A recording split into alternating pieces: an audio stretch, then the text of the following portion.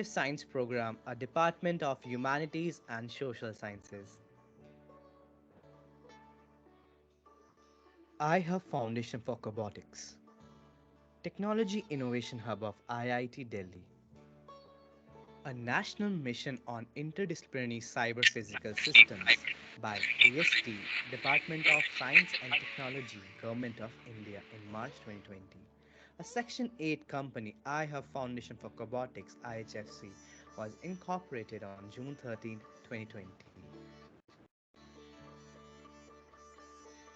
About IHFC. Advances in sensing, computation, and autonomy are enabling robots and autonomous systems to enter real world domains such as manufacturing, defense, medical, agriculture, etc., where machines must work alongside and interact with humans. We are entering an era of manned and unmanned teaming where humans and robotic systems must work together towards common goals. The four verticals of IHFC: medical, agriculture, industry, and defense. Our goals: human robot collaboration for enhancing human capabilities and reducing risk and improving productivity. Our objectives: research on novel technology areas of robotics and automation science, development of products for benefit of society, inculcation of startups, and promoting entrepreneurship in India. Our CQ: concept, collaborate, commercialize. From research to product. The grand projects of IHFC: medical simulator, human robot interaction control, rehabilitation robotics, drone applications, healthcare robotics, human robot interaction intelligence, intelligent sensing and secure communication, and Industry 4.0. Bird, a center of excellence at IIT Delhi. About Bird: biologically inspired robots and drones. The Center of Excellence on Bird, Biologically Inspired Robots and Drones at IIT Delhi is an evolution from its humble research activities which began a few decades ago by its faculty drawn from the Department of Mechanical, Electrical, and Computer Science Engineering.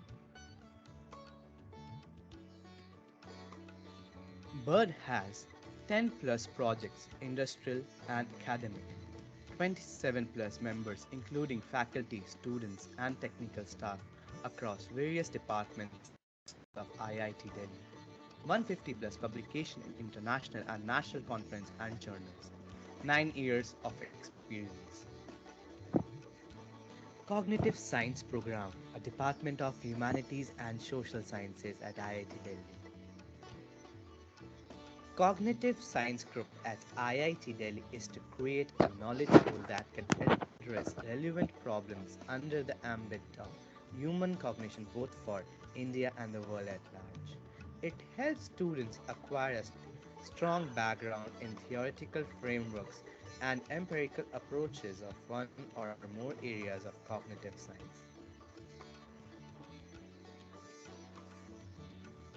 Cognitive science is an emerging new field of study that endeavors to study the mind from multiple perspectives and disciplines by combining ideas, principles, and methods from psychology, linguistics, philosophy, computer science, and neuroscience.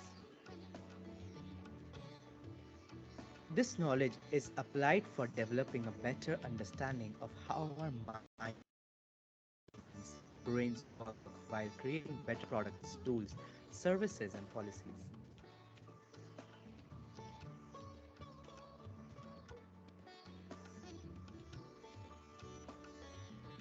CoboTalks, leading the way in the human-robot collaboration space.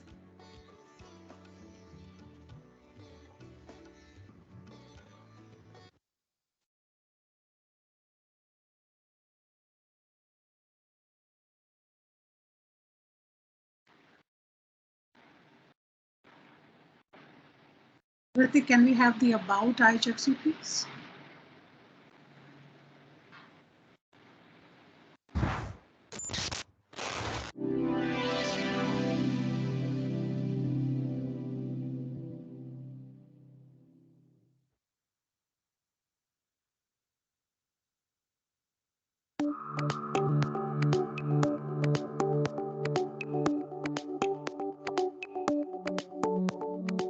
Cobotics means collaborative robotics, where human beings and robot work together.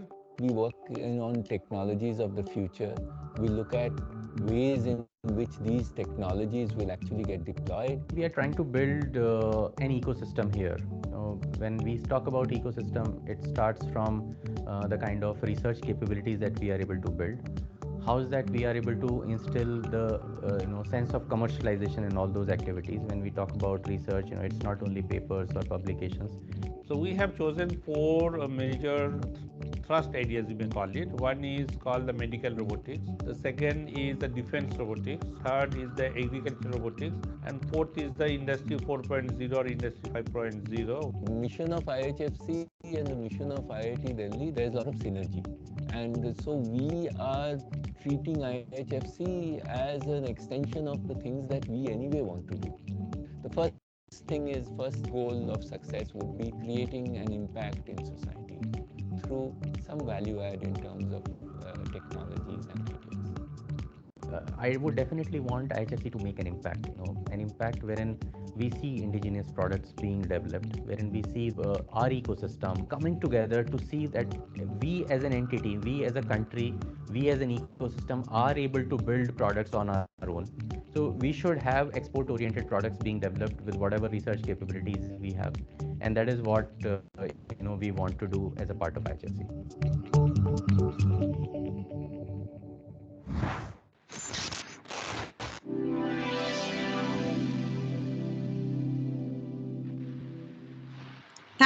Thank you, everyone, and thank you, sir, for joining us. Thank you, everyone, for joining us. A very good evening to all of you, and welcome to this wonderful 31st edition of CoboTalks. And today, first of all, apologies. It normally happens every second week of the month, but this month it got a little delayed because of some internal commitments towards other events and programs. So apologies for that, but we will be back on track from next month onwards. But today we have very kindly, highly obligated to Dr. Bishakh Bhattacharya from IIT Kanpur, who joins us today as a speaker. And he's going to be talking about something very, very interesting. And it's, of course, the title being Nuances of Designing Cognitive Robots through Case Studies at SMSS Lab at IIT Kanpur. Of course, Dr. Bhattacharya is a professor in Department of Mechanical Engineering at IIT Kanpur. And he also is currently leading the Cognitive Science program and also coordinating the Space Technology Cell of the Institute, which is again a very fascinating aspect.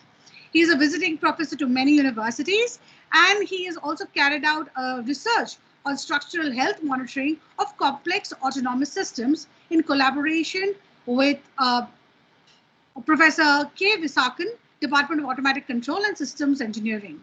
He's been a visiting professor in Japan, and he has many other series published. He is also a DST GSPS recipient, and he's been working in collaboration with Kyushu University in Japan on child-robot interaction, which also he's going to be talking about today. He's active in creating web and video-based course material for India's National Program on Technology Enhanced Learning initiative. Professor Bhattacharya's extensive area of research include many. I will leave it up to him to actually explain all of them to you. But one of them definitely being child-robot interaction designing and modeling of neural dynamics. Based on his work, a new technology has been developed for the shape control of continuous structures like space-borne, reconfigurable parabolic antenna systems for ISRO, and another notable in pipe health monitoring for GAIL. Professor Bhattacharya is recipient of the DST Young Science Award and System Society of India. He has developed international collaborations with UK, Sweden, and Japan. And he also sits in the editorial board of International Journal of Low Frequency Noise, Vibration and Active Control, International Journal of System Science, and ISSS, JL of Micro and Smart Systems. So as you can see, Professor Bhattacharya comes with many feathers to his cap. And without further ado, I would like to invite Sir to take on board and the platform to actually wow us with his presence. So handing over the platform to you, sir. Thank you. Thank you very much. Let me share the screen first. तो शुरू हो जाए lecture फिर. Are you able to see my screen? Yes, yes. Yes, sir. Yes, sir. That is great. Okay. So you have given a big introduction for me, but just the core of it is that I am a teacher in the Department of Mechanical Engineering. Also, while remaining a teacher at the Department of Mechanical Engineering, I got myself associated with Design Department, which is the department now, started as a program, and Cognitive Science program, so that some of the dreams of developing robots embedded with our own sensors and actuators can be of help or some kind of usefulness for our society. Now, I will not go into the broader aspects. I will focus into one part today, which during my last talk at IIT Delhi, thanks to Professor Subir Saha, I had just given the overview. So today I would like to discuss a little more about it. And also I thought of that the relevant theoretical background also in a bit of a pedagogical way, I will discuss as I will be talking about this kind of concepts of cognitive robots, because this is certainly one of the new concepts in robotics. So the other point also I want to tell you is that most of these works are supported by actually the core research grant of ACRB and DST JSPS fellowship. Now, first, I come to the point of the cognitive part of the robotics, because robotics is very much well known to us. But when we say cognitive robots, what is the difference between a normal robot and a cognitive robot? It's this term cognitive we have to understand. Now, one of the references, because this comes from the Latin, so if you look at Virgil, you see there that one of the earliest reference of this term is Felix qui patui reram cognoscere causas, which means fortunate who was able to know the causes of things. And because I have association with University of Sheffield, so reram cognoscere causas is their motto actually. Now this word, their you can say learn or know, is actually Latin and Sanskrit are sister languages we know, is very much similar what we would see in Sanskrit in Bhagavad Gita of chapter 4, where you would see this particular part of the sloka, Yaj Gnatva na punar moham evam yashashi pandava yena bhutani asesani drakshayashi atmani athomai. So, which basically talks about that as when you have thus learned the truth, you will know that all living beings are but part of me and that they are in me and are mine. So this emphasis of the part learned is coming from this gna, and that gna is, you add ka with it, kagn, that becomes learn in Latin. So which means that the learning process, the learning part of it is actually the same between the two languages. Now that was the definition in mid 15th century, but as the time progressed in 17th century, this got extended to not just knowing but to perception and sensation. So this is important for us because when we practically talk about developing a cognitive robots, uh, it is difficult to know how much the robot is learning, but definitely it is easier for us to measure that what it is sensing and what it is possibly perceiving. So that is the beginning of this, you know, cognitive part of the robotics. Now, when when we talk about the cognitive robotics, our objective is how to create a so-called thinking robot. Sometimes you can even broadly call it endowing intelligence to a robot. Now, cognitive robotists view animal cognition as a starting point for the development of robotic information processing, as opposed to the traditional AI-based techniques, which starts from, so to say, soft intelligence. So here we target the cognitive capabilities, which includes, other than the perception processing, attention allocation, anticipation, planning, complex motor coordination, reasoning about other agents, and perhaps even about their own mental states. Some of the earliest trials of developing cognitive robots are through robots like Pepper, which is a very popular socially assistive robot, or SAR, that has a human-like body and behavioral characteristics, and it has been used for neurorehabilitation of severe acquired brain injury patients. Now, the important point, as I told you in the last slide, is that cognitive robotics, you know, starts from animal cognition. In fact, if you even go back to my earlier slide, you see the, when Gita, the Bhagavad Gita is telling that all living beings are but part of me. The process of learning is not only restricted to Homo sapiens and humanoids, but, you know, in all the animals in the environments surrounding us. One of the example is the Scopella arnoldi fish, which is commonly known as splashing tetra, which is you will find in the Brazilian rainforests. And if you look at it, that how they basically, hatch their eggs, you would be surprised. So just see this video for a few minutes.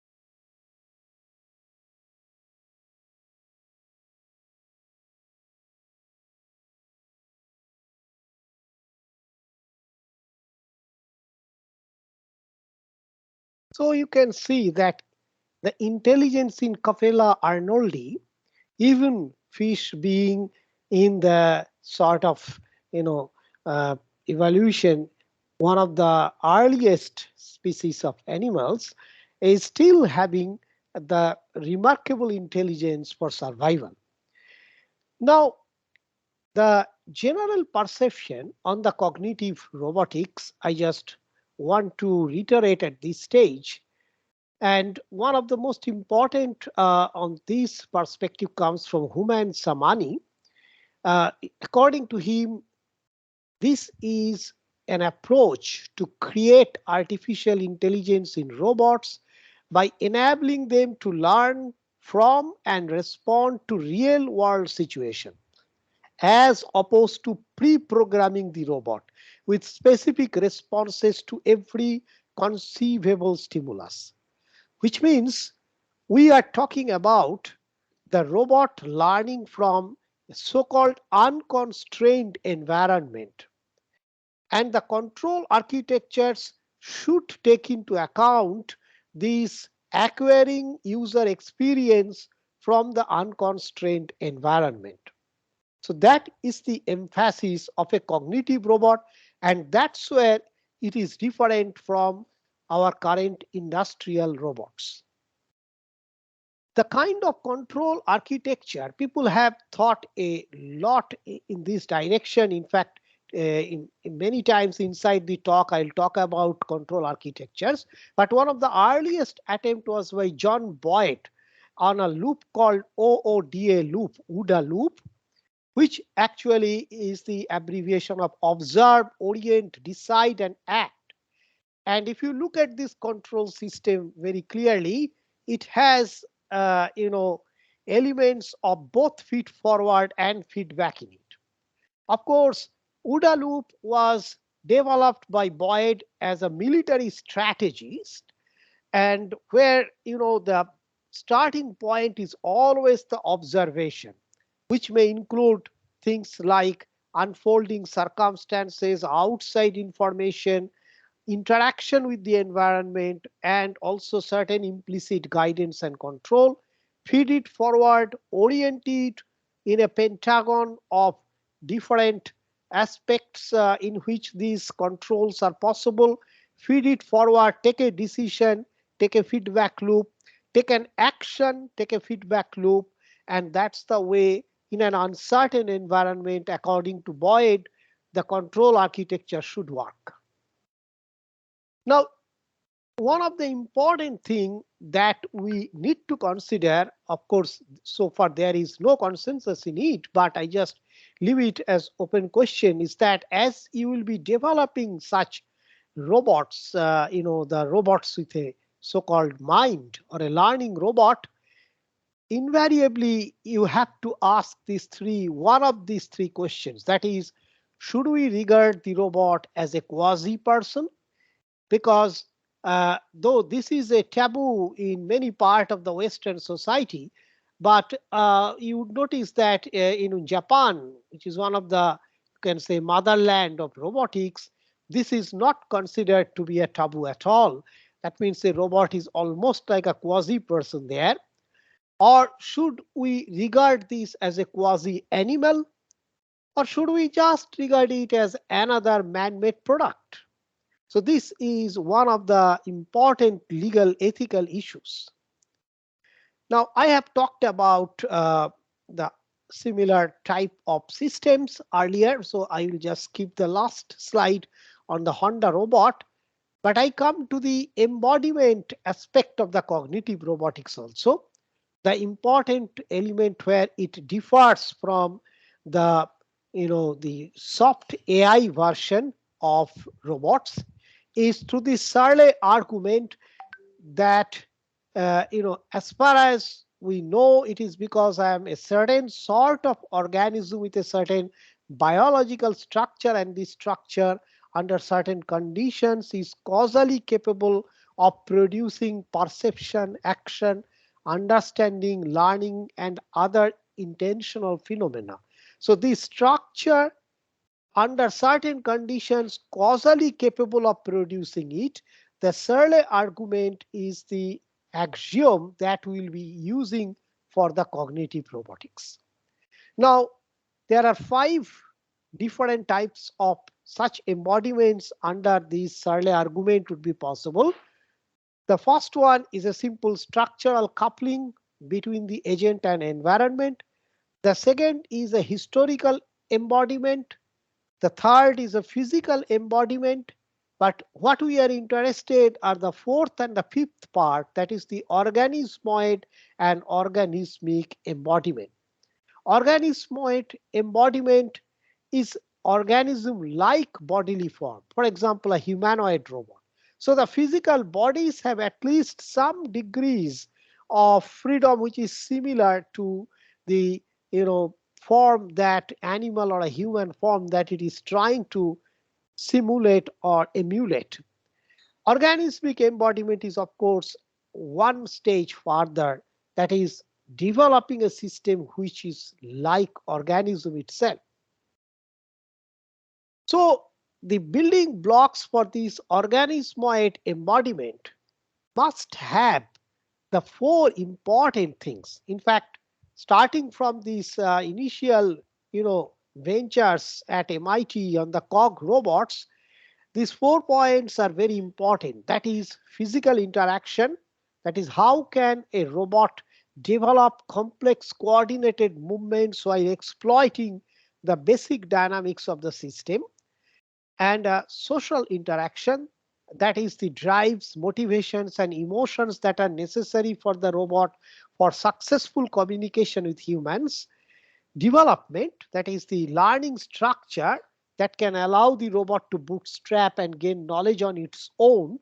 And integration, that is how can a conglomeration of subsystems with individual goals and objectives work together with coherence and stability.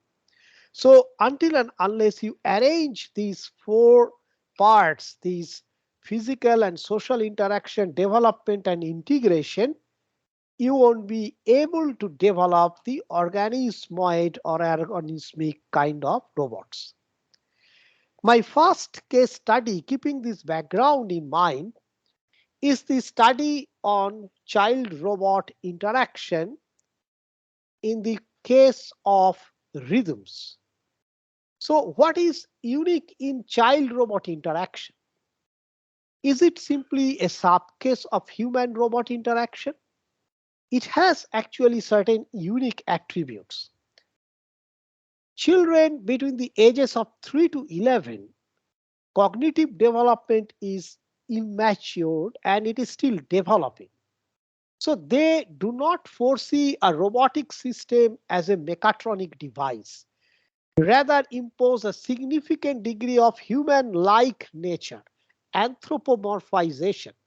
That means it is very close to the uncanny valley for them to consider the robot almost like a living being. It is also noted that CRI is fundamentally different from adult-robot interaction because children are not just small adults. Their neurophysical, physical and mental developments are ongoing, and this might create entirely different conditions for HRI to operate in. We will see it when we will be talking about these interactions. So we will look into it in the 3 areas, that is the sensing, perception and interaction. And what we will be noting down during the study are the visuals, audios and the physiological studies. In the visual and audio studies, we will actually carry it out with the help of EEG. In the physiological studies, we will also integrate eye tracker on the study, and we will quantify our study with respect to valency, arousal, engagement, etc. And there are different levels of emotions that we will try to see, particularly the happiness, which corresponds to the default mode network. So our first objective of the study is to identify interaction related parameters in child-robot interaction, develop models that implement smooth and untethered interaction between subject and robot in a specific context, identify several robot design parameters, and then find ways to integrate the same in robot development, interaction design and perform experiment-based studies, and perform exhaustive data analytics on the experimental data. Now, when we will be talking about the interaction design, so there are two aspects of it. One aspect is the expression, another aspect is the actuation. We will first study the actuation part of it, and at a second stage, we will look into the expression part of the system. So, in the child related behavior part, we'll look into all these aspects, that is the emotional expression, understanding the robot, reaction to robot, functioning and malfunctioning, attention, movement, imitation, bidirectional communications. And in the robot related behaviors, we look into the robot action, robot performance, robots use characteristics. And in the interaction between the two, we look into the physical interaction, engagement level, and the interest in the interaction. So in this canvas, we have robot in one side and the child, 3 to 6 year old child in the other side. The child we are going to observe through their behavioral characteristics, eye tracker studies, EEG, etc. And the robot, we are going to feed different types of cognitive architectures in the system. And then we are going to look into the interaction. Now, the interactions dyadics can be of a wide range, but we will be talking about the range which is in a close, intimate, you can almost say in that range, that is between 0 to 1.5 feet range, or at best up to the personal range. Okay, so we'd like to look into that regime where the robot is in close proximity with the child. And we'd also keep in mind that the transition, that is from the default mode network to the switching to the central executive network, is what we would be continuously observing. And that is particularly when we will be observing a child, we will be looking for the aesthetic or play-like experience, which you will always see in a default mode network.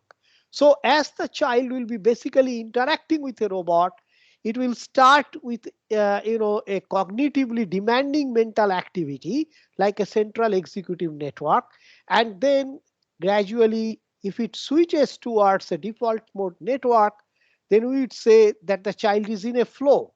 That means it's having a kind of pleasing play-like experiences.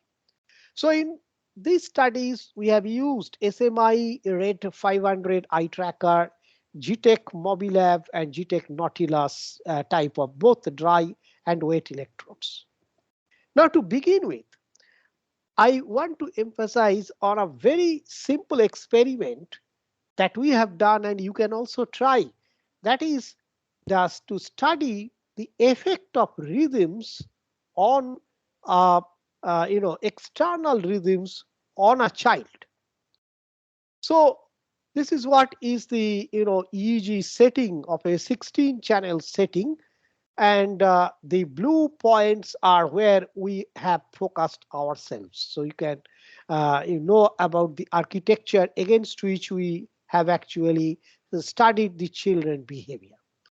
Now this experiment is a very simple balloon tapping experiment.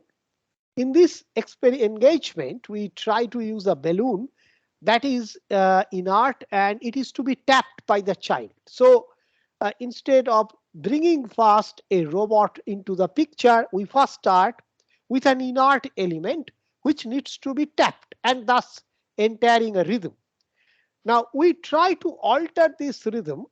How? By varying the balloon weight, that is by adding additional weight into the balloon, so that as the child taps it, it will traverse different level of distance, and it will create a different level of oscillation. And we will check the motor rhythm in the child and see that where the pleasurable experience is coming up. So we have used balloons of same color inflated at a pressure of 60 mm of mercury, and 6 balloons which can go up to a height of around 2 meters. And we have added additional weights in each one of them with an additional weight of 30 milligram each, up to 180 milligram. And then we have engaged the children to tap each one of these balloons. What happens is that if you have no weight, then the balloon takes a lot of time to create a typical periodic oscillation. If you have medium weight, then it is a little bit faster. If you have heavier weight, this oscillation period is the smallest. And then we started to note that what is the kind of a time frame where the child's, the earlier that I told you that the default mode network starts to appear, so that there is a play-like experience happening in the child. And we see that around this period, this 1560 millisecond to 1470 millisecond, this is happening, which is like about 1.5 hertz of motor response. In fact, if you look at the natural rhythm of our motor action is close to 2 hertz. So it is not a very interesting, it is interesting, but it is something which is, not, you do not anticipate that this should not occur. All I'm telling is that you can do this experiment or a similar experiment which creates about 1.5 hertz of motor response, and you immediately see that how that external rhythm has created an aesthetic experience, a default mode network in the brain of a child. So that's the first experiment to show that the rhythm is very, very important. Now, in another set of experiment, we have now employed Now Robot to do a study. And this is a rhythmic game, which is a game of that the robot utters a ding and the child has to reciprocate with the dong. So 18 children, average age of 5.6, 9 girls and 9 boys we have taken who are conversant with English, and there is a vocal reciprocation that is involved in the system. So all this study we have carried out in the Kendriya Vidyalaya of IIT Kanpur. They are very kind to actually open up their kids to these studies.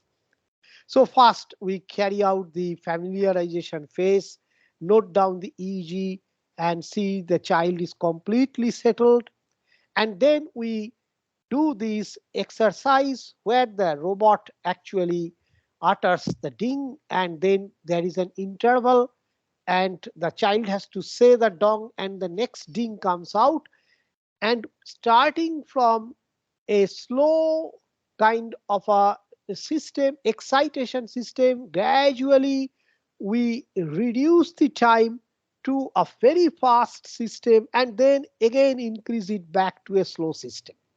So as these 15 trials we do, we see through EEGs that the most of the eye fixation is happening between 5 to 10. That is in this range, these 1850 to 1100, that range, both increasing and decreasing.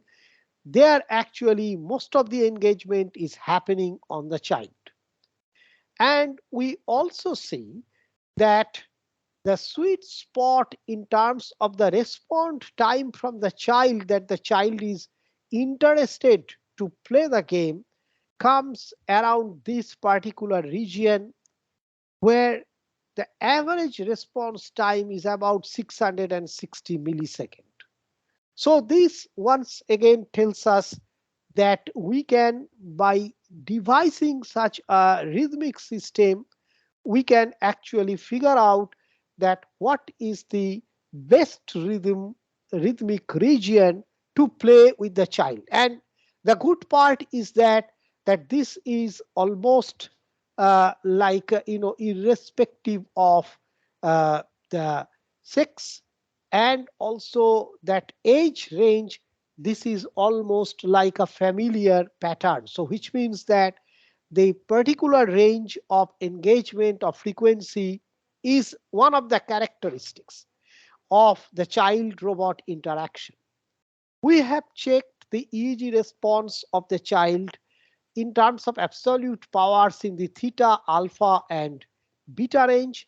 And then we have taken the theta alpha ratio and the theta beta ratio, and we can see these clear peaks appearing in this particular range of 7 to 10 uh, in the theta alpha and the theta beta ratio, which tells that there is a synchronization happening in the brain of the child. Now, as this synchronization is appearing, I want to tell you that synchronization as a phenomena, that is the adjustment of rhythms in a coupled oscillatory system, is known to the scientists for a long time. It is observed in flashing of fireflies in many nonlinear systems. Like you can see the synchronization of fireflies, mutual synchronization happening in nature. So this is a particular situation that is recorded in a forest area in Thailand. And you would see that as this excitation is given from outside, and you would see that the fireflies will start to actually oscillate, and very soon all of them will be synchronized with these oscillations. So if you can match the frequency, right, like we have seen it at 1.5 hertz for child robot interaction, such synchronization is something which is present in nature, not only in nature but also in a man-made system. So this is, you know, uh, where we can see this happening in metronomes, initially completely out of phase, and you would see that the nonlinear coupling will gradually create synchronization in the system. So these theta alpha and theta beta peak, both of which we have noticed in the case of that experiment, is out of this synchronization. Now, there are different models of this synchronization. Wiener's model was one of the first model, followed by Kuromatos and Strogat's model. So this is the classical Kuromato model of synchronization of a system. This is for an n number of oscillating subsystem which are coupled with each other. This is the governing equation of the system, and as the coupling increases, as this increases, we would see that the synchronization happens in the system. So in classical Kuromato model, this is something which is quite common. Now, if you try to apply it for a neuronal network, then you need to sort of modify the Kuromato model in terms of the connectivity. That is, instead of a all-to-all connectivity, you need to develop a small world connectivity. Instead of a fixed natural frequency, you need to develop a time varying natural frequency. And the 80-20 coupling of the excitation and the inhibition nervous system, time delay and external stimulation are to be added along with. So thus, if you alter the connectivity, typically taking the model of Watt-Strogat system, and by varying the beta parameter in Watt-Strogat system, you would see that we have been able to develop this kind of a phase locking value of a Watt-Strogat's model that actually tells that even with a small number of network system, this kind of a, instead of a all to all, a small world network can create a nice phase locking connectivity in the system, and that can create the synchronization. Now I'll come to the second case study in which we tried to see that can we simulate trust in a robot, because these social robots, to work in an environment with the child, it is absolutely important that a sort of trust happens between the robot and the child. Now in this direction, uh, we need to have the robot to behave not like a pre-programmed robot, but like a robot which can follow a particular control architecture. So there are different architectures of AI, starting from Melvin Minsky's Society of Mind or Alan Newell's Unified Theories of Cognition. The one we have used is the ACT theory, that is the architecture of cognition. And there are, of course, much more modern elements of control architectures like dynamic field theory, body shaping cognition, and LIDA. But so far our study is in terms of this ACT model of Anderson. Now, in the interest of time, I would not go through the entire details of it, but I am keeping the slides for you to go through it. That is the Minsky's model of intelligence, which actually is based on two brain model. A brain interacts with the world and B brain interacts only with the A brain. So through that, he has proposed the intelligent system development, and that was followed by Alan Newell's demand of unified theory of cognition, which works on all these 13 demands of a system. And later on, it culminated to John Anderson and Christian Levers at CMU on the ACT theory. And this is a system which is supported by short evolutionary history of human intellectual function, plasticity in acquiring function, common features among different cognitive processes. So these three things it has tried to incorporate with the help of the declarative memory, production memory, and the working memory of a system. Now, there are these dynamic field theory which has evolved later on uh, based on model of environment, sensory model, motor models. We have not implemented this one, neither the Rolf Fires body shaping cognition, which is coming up in a big way, and the LIDA learning intelligent distribution agent. So we have kept our experiment in terms of the study and modeling of trust in child-robot interaction. And here there is an experimental paradigm that is a well-defined trust measurement standard for the child-robot interaction, and which is a modified version of an investment game. We have modified it for the children, and then we have used a trust model for the robot and followed by a reinforcement learning framework. So we have devised a game that a child has to play, and the robot will take strategies which can be either reciprocate and then defect, or defect and reciprocate, or reciprocate every time with the child.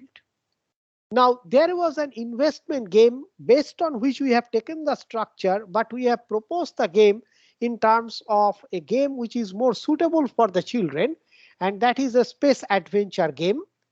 And we have our objective is to check that in which strategy the child would take would minimize the mission time, how the robot should interact with the child so that this happens. So here is a now robot, and we have developed a space like environment around it, and we have kept these energy cells for the kid. And every time the now robot actually demands the energy, the child can give the energy. If the child gives the energy, now can reciprocate by helping the child, or now can simply defect. So these are the events that can be played all throughout the mission goals. The game is very elaborate in terms of a space venture, and this game is being played by the child and the robot together. And we apply the ACTR model, cognitive model, on the based on the Anderson's 2004 version 5.0 on the robot, and we allow the robot to play with the child. Now, what we notice as an outcome of this is that for strategy 1, which is reciprocate and defect, the robot, the ACTR model and the experimental data that we get, they are kind of similar both for the child as well as for the robot, uh, as well as for the adult. With strategy 2, however, there are some discrepancies, and particularly with strategy 3, there is a huge failure between the output of the model and the experimental data that we see in terms of the trust that the child gives. You remember that the child in this strategy 3 is continuously helped by the robot in an honest manner with reciprocation. And we see that the trust builds up gradually, whereas the ACTR model says that from event 2 onwards itself, there will be a complete trust in the system, but that does not happen. So which says that the ACTR model has still a long way to actually change and make it more sort of conformal with the child brain. So, and I would not go into the much more details of the RL framework that we have developed with it. Now, may I know whether I have time to briefly cover the last part, that is the emotional gesture? Yes, sir. We do have some few more minutes left. You can. I would take about 5 to 10 minutes max. Okay? Yes.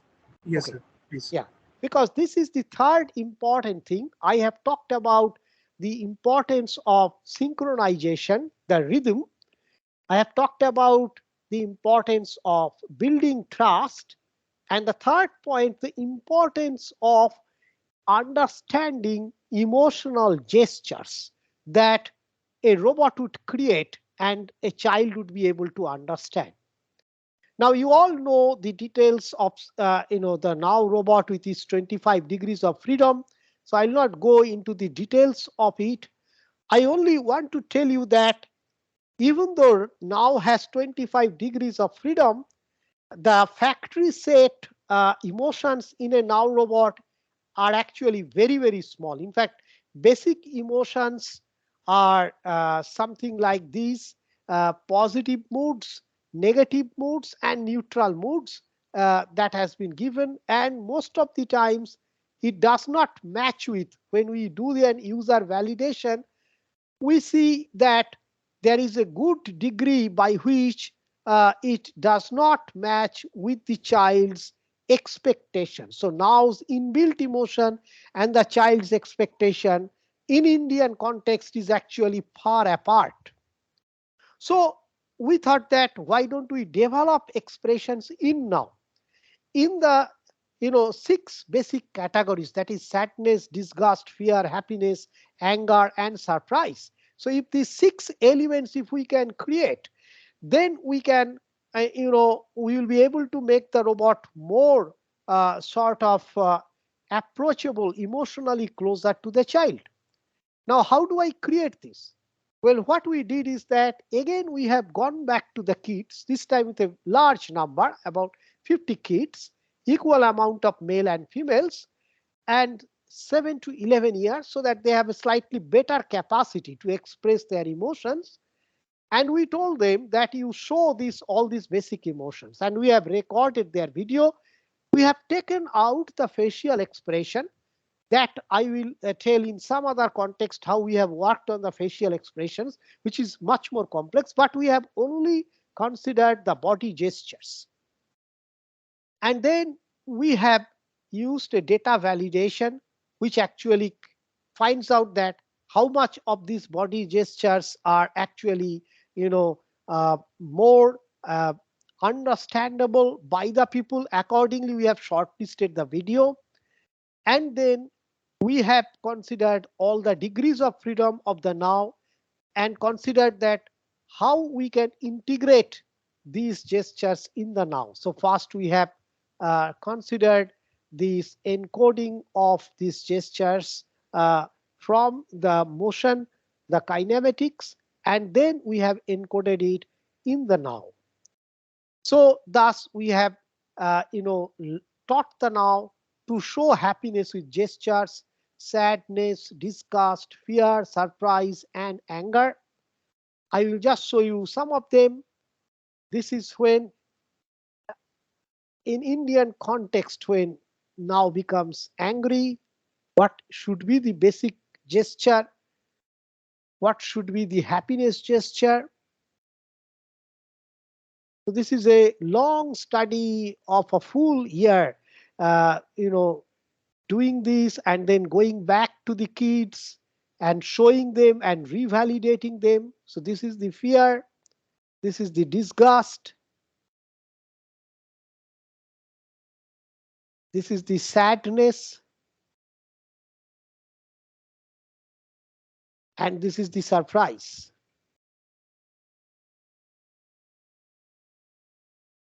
So once we have done this,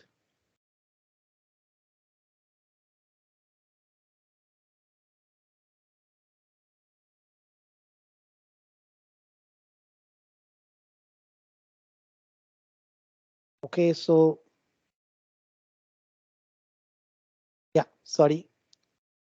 So then what we do is that we create the heat maps, and we see that the comparison of responses on emotional gesture expressed by children and the now robot.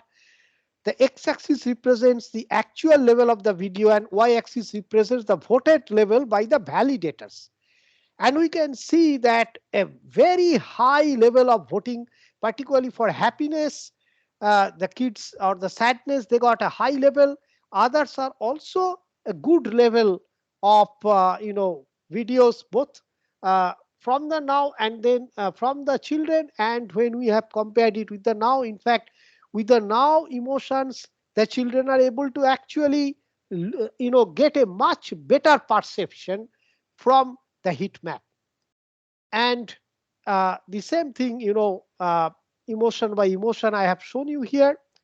And then we created an unbiased heat rate using Wagner's matrix. And this is the stimulus of now, stimulus of human, stimulus of now and human. And you can see that how good it is with respect to the human stimulus. So it is almost like, a very close matching between the robotic expression and the human expression from the unbiased heat rate as well. So this is where I will come to an end of the journey.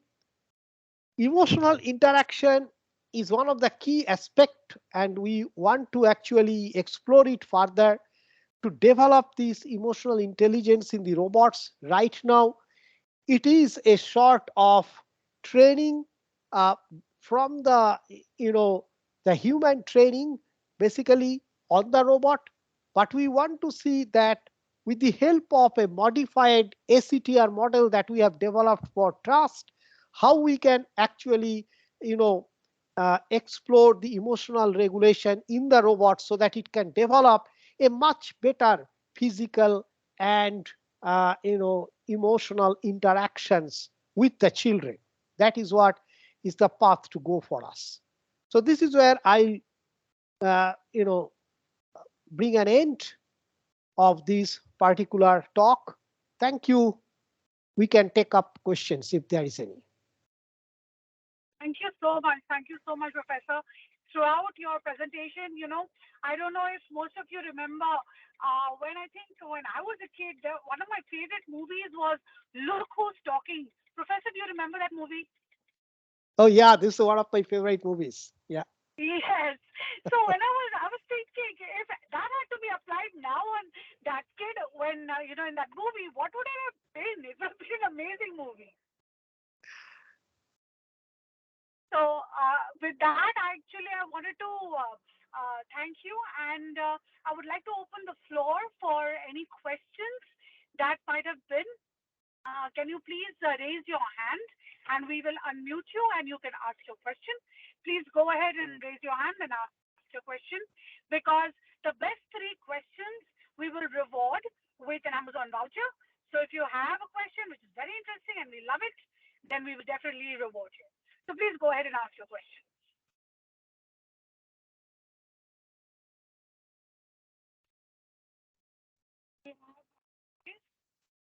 Hello. Yes, please. So first of all, thank you, Professor, for a enlightening talk. We learned a lot.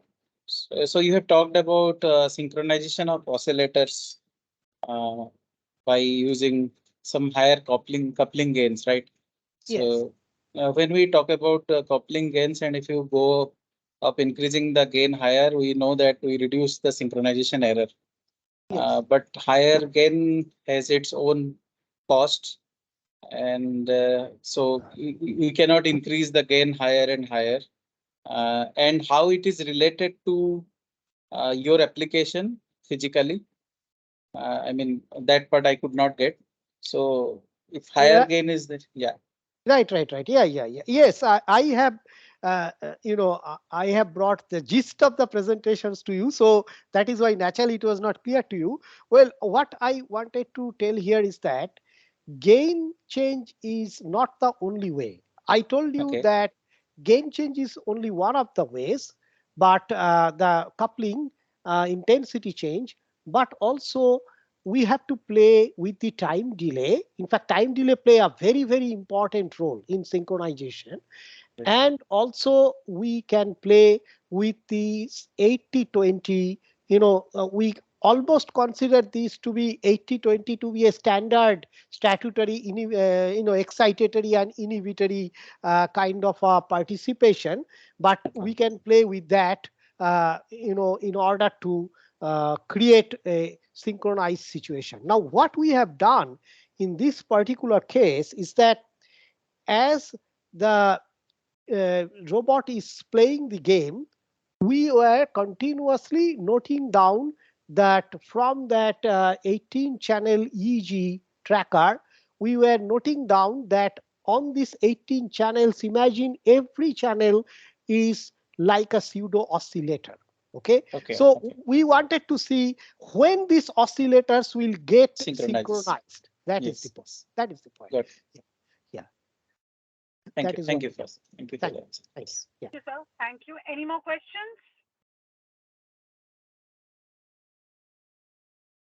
Yes, we have another question from Mr. Deepak. Mr. Deepak, go ahead. Yeah, Professor, this is nice presentation. Thank you. So from this presentation, I remember the movie I saw, The Megan, right? Are you aware of it? This one I am not aware of. Yeah, okay. I would see. Please tell me what you want to convey. The name is Megan. It is very similar to what you are doing. Someone developed a robot who is a companion for his children, who doesn't, like, basically the child is parentless. So ultimately that child became so obsessed with that robot that it became that it doesn't want to accompany the humans. It just want to interact with that robot. And so I am also like concerned about like, have you also done studies where like child just want to like interact with the robot only and not like he's completely forgetting its own human gestures that have been taught by humans and just getting inclined towards the gestures learned by the robot. Yeah, I mean, I have not done it so far. I want to tell you that we have done this study on typically developed children as well as autistic children. And autistic children has a much higher affinity towards this robot. So much so that the group that we would be showing them and recording them the next day, even if we would like to have a different group, this group will be kind of obsessed to come and interact. So it is true that this kind of a sort of obsession can happen. In fact, if you read Kazuo Ishiguro, I did not see your Megan movie, but Kazuo Ishiguro's, you might have seen Clara, you might have read Clara and the Sun. Okay. Clara and the Sun is actually based on this supposition that there would be a kind of a very kind of, close psychological, emotional attachment that can happen actually. So up to what extent that is desirable, that, the society has to kind of figure it out. All I want to tell you, I have not also shown you a particular slide that talks about the uncanny valley. Okay, so if you go very close to the uncanny valley, as such, the child has a tendency always to consider, an inert object almost like a living object. If you go very close to the uncanny valley, it is not only from the anthropomorphic point of view, but also emotionally, the child gets very much, attached to the robot. So one needs to be slightly away from the uncanny valley. How much away? That kind of quantification has not still happened. That where exactly we need to place it. But I hope that, in our studies we'll be able to answer such questions. Thank you. Thank you, sir. Very interesting question, Deepak. And also, if you could put down in chat the name of this movie that you're referring to, so that if people do want to go ahead and see it and watch it for some learning experience, that would be good. So do put it down in the chat. Any more questions?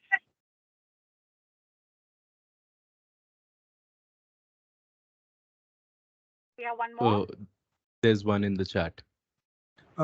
Pia, just to interrupt shortly, we maybe we can go ahead with the felicitation round, then we can start with the questions again. Yeah. Okay, we do have some more questions. In fact, right now you can put them down in the chat while we do the felicitation. So you can put them down in the chat. I would like to invite Professor Saha actually to come and give his vote of thanks. And of course, Professor Saha and Sir are very well known to each other. So I'm sure Professor Saha will do much more justice to than my introduction. Yeah.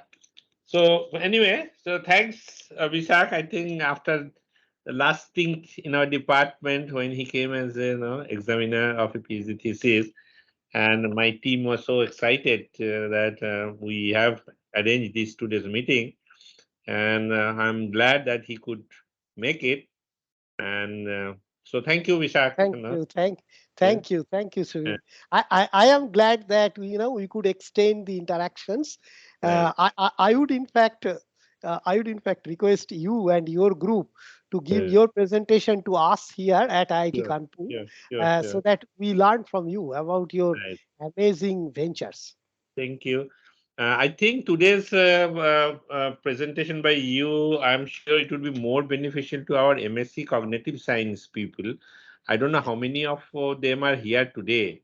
Any guess, Pia or Udan? Or if they can raise... Actually, Ritik, you can shed some light. Ritik, you can shed some light on that. Yeah, I think many of them have joined from the new batch and the senior batch also. I think Professor Mukherjee from Cognitive Science Department is also Sumitabu there. Is there? Is Sumitabu is around? Yes, Sumitabu, how many you think might have participated today's? Or maybe each of them can raise their hands for a second. So do we know how many? Just raise your hands, all cognitive science students. So 1, 2, 3, 4, 5, 6. So 8, 1, 2, not bad. 9 to 10 people. Who are the organizers also, so we have to take them into account. So yeah. Thank you. So thank you. I'm sure you can have plans to build up relationship with Bishakh. I'm sure Sumitaba has been planning some research work, so I think it's a good way to begin the relationship. So Pia, you have to tell me what felicitations mean. Just thank you, thank him, or something else is waiting. No, sir, we definitely have much more than just thanking him for giving us his precious time. Also, I think we have a CEO, Ashutosh Sharma, also on the call. Ashutosh, are you there? Yeah, I'm there, Pia. Wonderful. So, I would like to have a few words from you also, sir, what you thought about the talk, and then we will hand over the Springer voucher to sir. So thanks a lot, Professor. I think it was a very enlightening talk, I must say. And you are discussing about carrying this discussion forward, and we would be glad to do that. In fact, some of our team members will be there in IIT Kanpur in October first week. There is a workshop being planned by DST, and on the sidelines, or before or after that, we can definitely plan a larger interaction with the group who is working in this domain at IIT Kanpur as well, and see how is that we can synergize. But nonetheless, we can also have certain interactions before that as well, so that we are able to do some groundwork before we actually interact in person, as a group in larger team. Sure, Brilliant. sure. They are very much welcome. Yeah.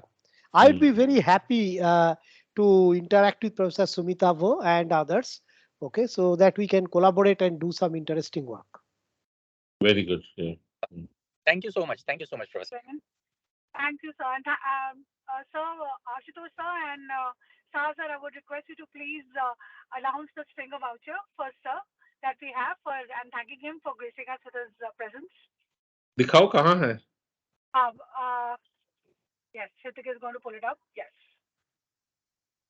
तो एक side में मैं पकड़ा, दूसरे side में आशुतोष पकड़ा, तीसरे side में सुनीता को पकड़ा, चौथे साइड में विशाख is taking it. मैं भी पकड़ा हुआ है, मैंने भी पकड़ा हुआ है. Okay, that is great. You are supporting from the back. You then like ऐसा करके पकड़ के right? Okay, so please use it, Vishak. This is 150 euro coupon from Springyard. They have been very kind to sponsor this. So please use for effective purchase. Yeah. Thank you again, Vishak, and all others. Thank you, but sir, I think we can't let sir go because there's still many people who want to ask questions. What do we do? Do we answer in chat? I would suggest if they have already put up the questions on the chat, maybe those can be answered. Rest, I think he has